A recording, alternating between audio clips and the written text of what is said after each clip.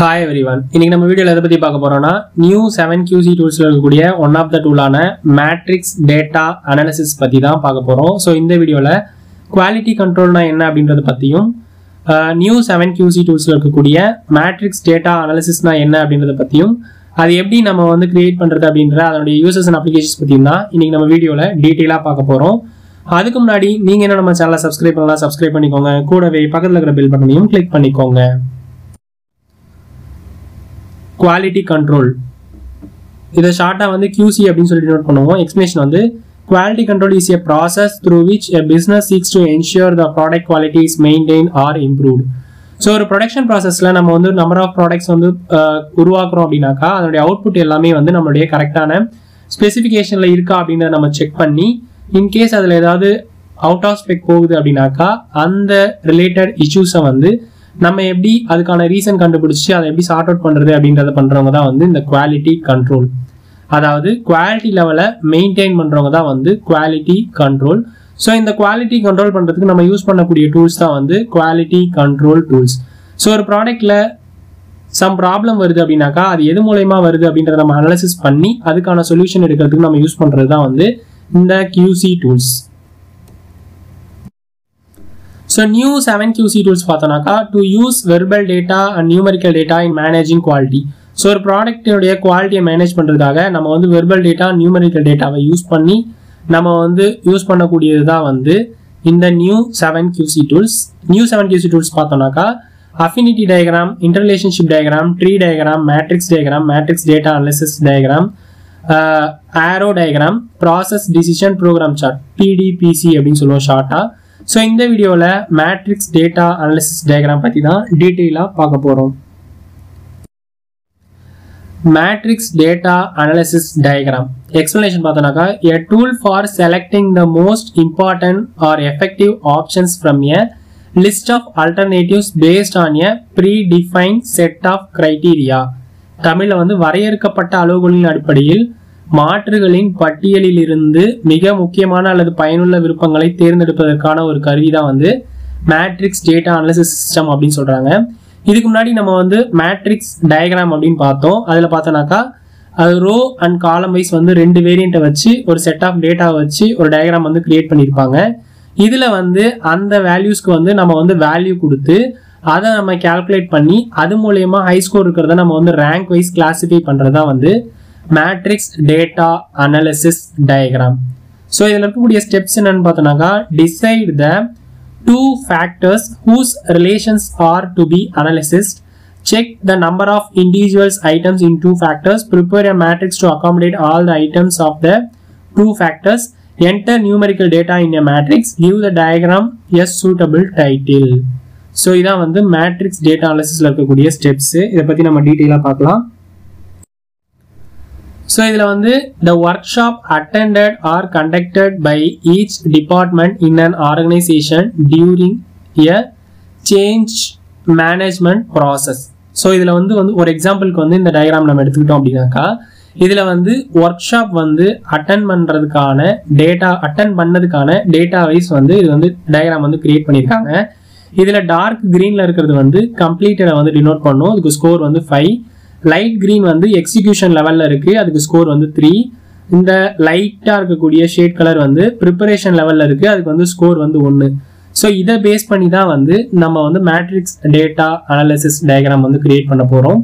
இதில் வந்து டாப்பில் இருக்கக்கூடிய ரோ வைஸ் பார்த்தோம்னாக்கா இதில் வந்து கேட்டகரிஸ் இருக்குது. Graphical analysis, SPC, KPI, data collection method, cause and effect, process planning, kaizen, ஃபைஸ்ன்னு சொல்லி ஒரு சாப்டர் வைஸா ஒரு ஒர்க் ஷாப் வந்து கிளாசிஃபை பண்ணியிருக்காங்க.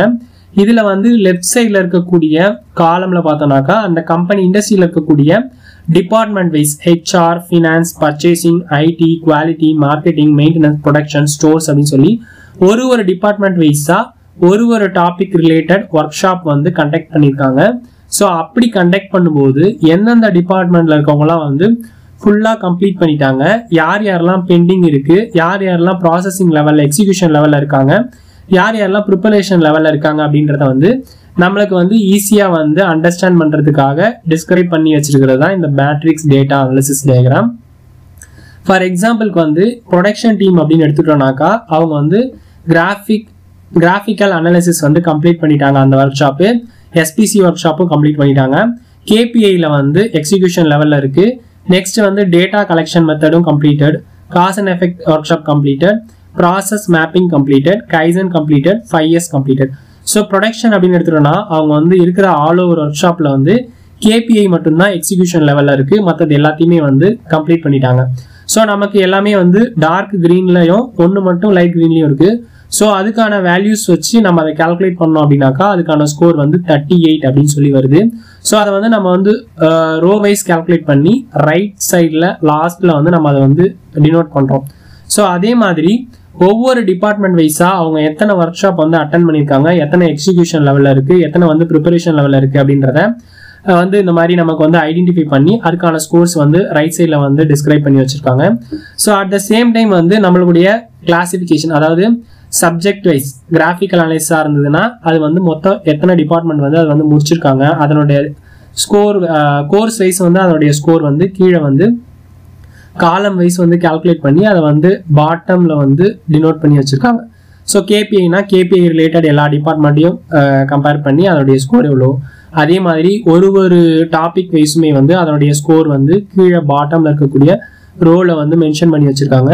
ஸோ அது ரிலேட்டடாக ஸ்கோர்ஸ் பார்த்து அந்த ஸ்கோரில் வந்து எது வந்து ஹை லெவலில் இருக்கோ அதை பேஸ் பண்ணி அதை வந்து கிளாஸிஃபை பண்ணி ரேங்க் 1 ரேங்க் 2 அப்படின்னு சொல்லி நம்பர் 1 2 3 ஆர்டர் வைஸ் வந்து அதை வந்து கிளாஸிஃபை பண்ணுறது தான் இந்த matrix data analysis diagram.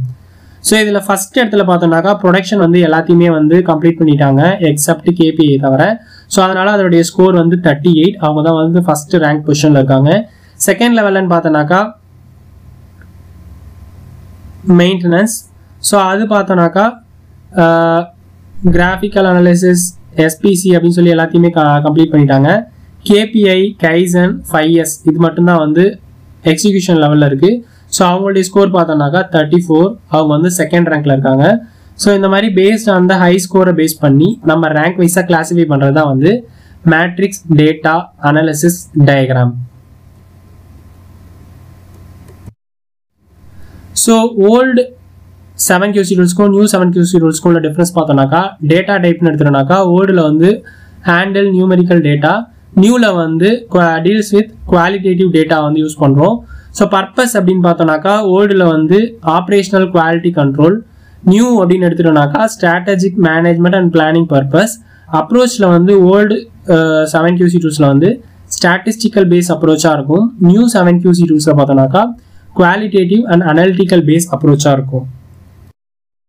Advantages of new 7QC rules பார்த்தோம்னாக்கா structured problem solving, easy to understand and implement, improved quality, enhanced customer satisfaction, teamwork and collaboration, root cause analysis, cost, continuous improvement, cost reduction. இதெல்லாமே new 7QC rules உடைய advantages. So disadvantages பார்த்தோம்னாக்கா required statistical literacy, data quality is crucial, not always suitable for all problems, time consuming is அதிகமாகும், limited applicability to qualitative problems. இதில் வந்து எல்லா ப்ராப்ளமுக்கும் solution கண்டுபிடிக்க முடியாது, time consuming அதிகமாகும். லிமிட்டட் ப்ராப்ளம் மட்டும்தான் நம்ம இந்த மெத்தடை யூஸ் பண்ணி சொல்யூஷன் வந்து கண்டுபிடிக்க முடியும். இதான் நியூ 7QC டூல்ஸில் இருக்கக்கூடிய டிஸ்அட்வான்டேஜஸ். ஸோ இது வரைக்கும் நியூ 7QC டூல்ஸில் இருக்கக்கூடிய மேட்ரிக்ஸ் டேட்டா அனாலிசிஸ் டயக்ராம் பற்றி பார்த்தோம். இந்த வீடியோ உங்களுக்கு யூஸ்ஃபுல்லாக இருந்துச்சுனாக்கா லைக் பண்ணுங்கள், கமெண்ட் பண்ணுங்கள், ஷேர் பண்ணுங்கள், சப்ஸ்கிரைப் பண்ணுங்கள். தேங்க்யூ.